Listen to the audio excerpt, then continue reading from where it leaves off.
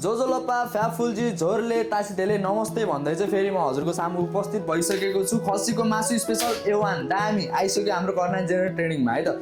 सधैँ जस्तै दामी हेर्नु त टक्क लाएर खसीको मासु स्पेसल लिएर आइसकेको छु फ्रेस।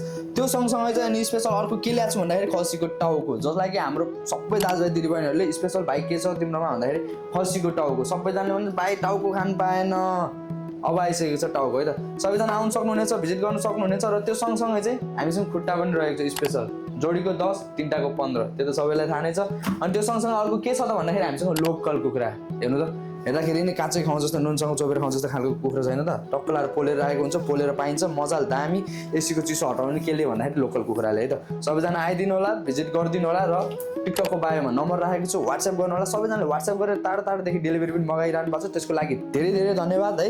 सबैजना हाम्रो सप भिजिट गरिदिनु होला है त, अवश्य पनि सबैजना आइदिनु पनि भएको छ र त्यसको लागि धेरै धन्यवाद छ है त। हस् त, धन्यवाद।